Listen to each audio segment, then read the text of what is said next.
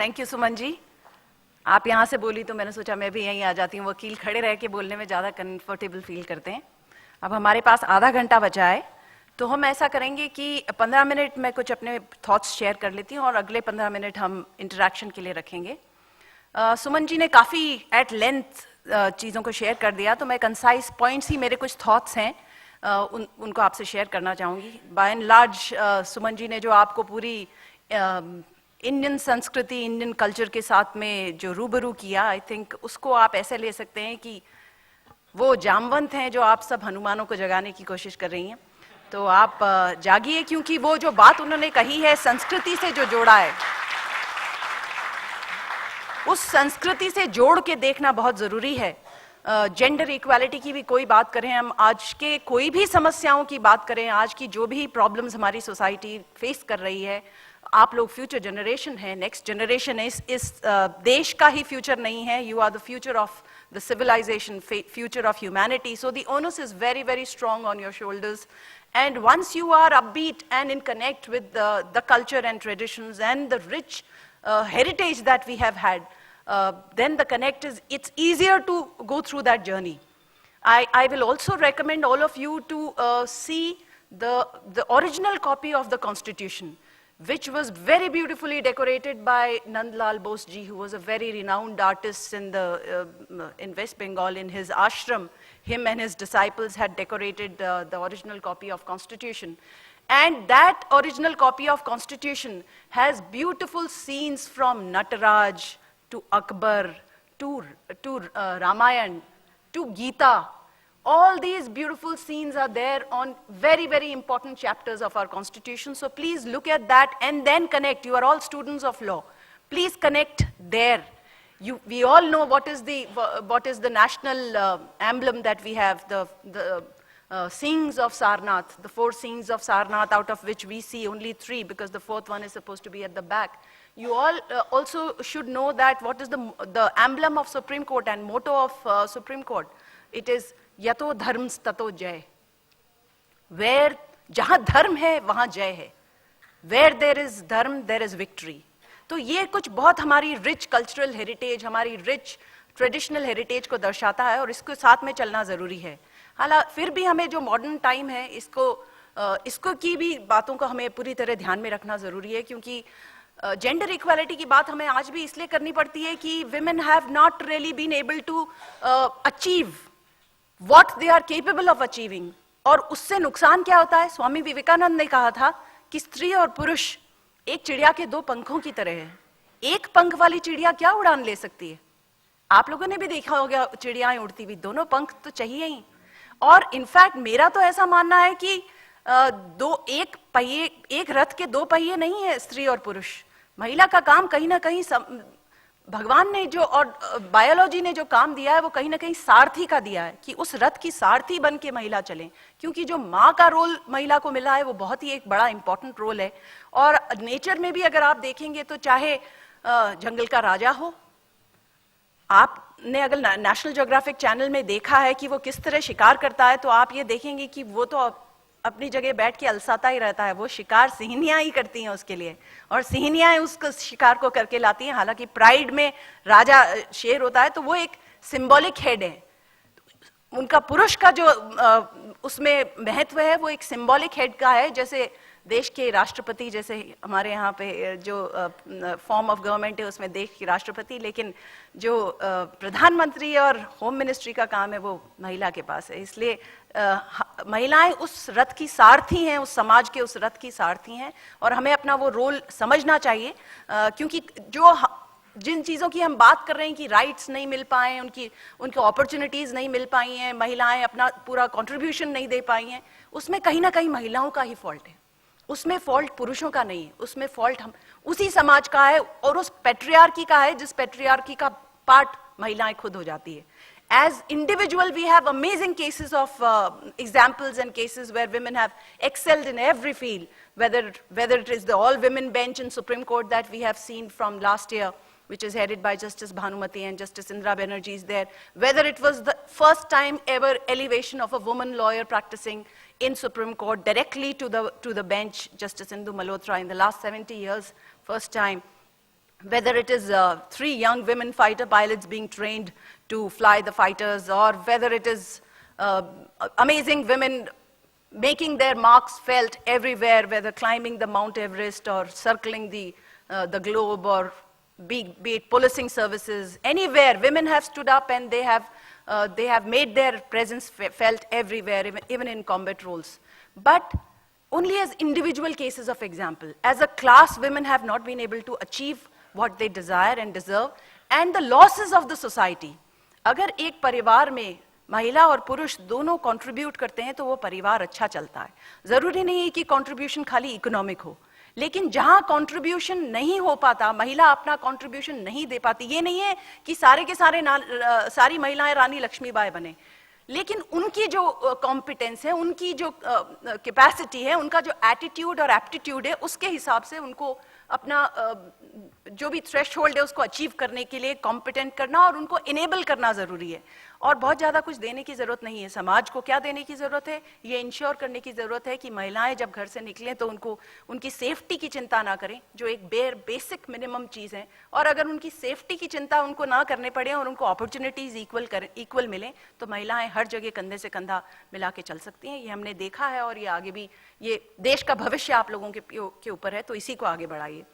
Adultery पे कुछ बातें सुमन जी ने कही, उस पे मैं कई चीज़ों पे थोड़ा सा डिफर भी करती हूँ. हालांकि एडल्ट्री एक सेंसिटिव इशू है, और आर्टिकल 21 के अगेंस्ट एडल्ट्री को सुप्रीम कोर्ट ने इसलिए माना क्योंकि कहीं ना कहीं एडल्ट्री का जो सेक्शन आईपीसी में था वो महिला को as a chattel of the man, as an object of the man, it was treating it like that. Because if somebody had sexual intercourse with somebody else's wife with his consent and connivance, then it was acceptable. So what? You take the consent of the man or you connive with the man and you have sexual intercourse. What is, she has no worth, she has no say in that. So it is not just not having woman as an abettor, but it was a completely lopsided definition of 497. Of course, adultery, and Supreme Court has also clarified that adultery continues to be a ground for divorce. Adultery continues to be a civil wrong, but please see how adultery is understood in the civil wrong and matrimonial wrong. Adultery in civil and matrimonial means every relationship outside of marriage. It is immaterial whether the relationship is with an unmarried girl. So if husband has a relationship with an unmarried woman, then there is no remedy available in 497 as it stood. So please see what kind of a lopsided reasoning 497 brought and what weighed with Supreme Court. It's a constitution bench judgment. There are opinions which are there, and you must read all of them and then frame your mind. Of course, I think adultery, nobody can deny that adultery is a right thing.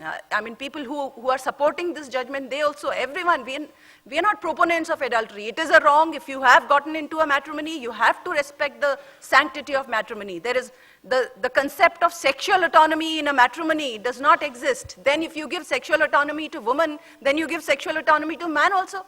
Then why have that standard only for women? It can't be done in a manner that completely negates the whole thing. So sexual autonomy has to be understood in the principles that Sumanji has today highlighted and reminded all of you of. And the important things about virtue, character, everything, Sita Mata's Satyatva power, all that she has already dwelled on detail.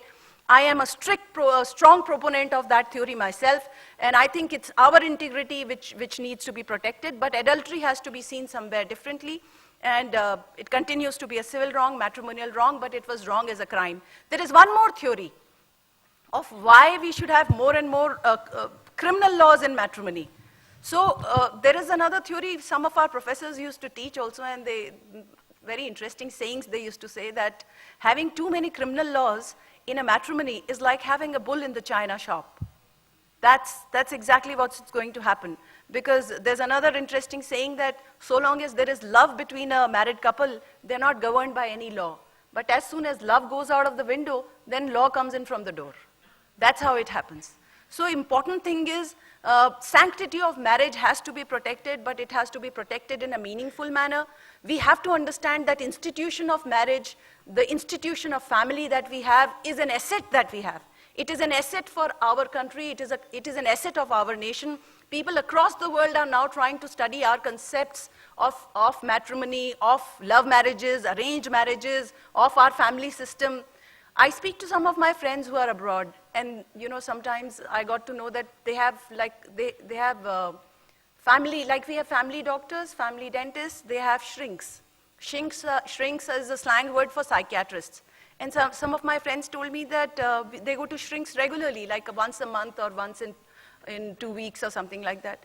Or very innocently, I asked my friends that you don't seem to have any mental health issue. Why do you go see shrinks on a regular basis? So they said, no, we see shrinks because it keeps our mental health good. Now, to see shrinks, and then I said, what do you do there? No, we talk about our family problems, our work problems, the problems that we have in our society, with our children, with our spouses, with our friends, this, that. I said, that's really amazing. So I said, we really are, I think, blessed and lucky that we don't have to do that. If there's something that we don't want to discuss with our mother, we have our masis and chachis to go to. If there's something we don't want to discuss with our brothers and sisters, we have our first cousins and second cousins to go to. There's something that we have such a beautiful web of relationships all around us. Of course, now suicide rates, depressions, all these things are slowly coming in as we are aping West mindlessly. There are great things about Western civilization, but we need to be careful about what to ape mindlessly and what to follow.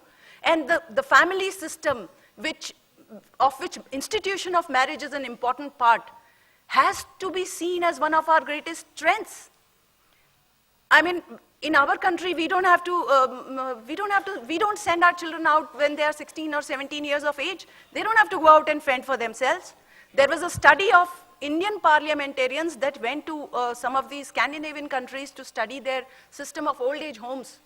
You know what some of the old age people told the parliamentarians, Indian parliamentarians? They were the old age people who were staying there, they had all kinds of facilities. Some of these old age homes, they are better than homes. The facilities for senior citizens are really, really good. And Scandinavian countries are amongst the most developed countries of the world.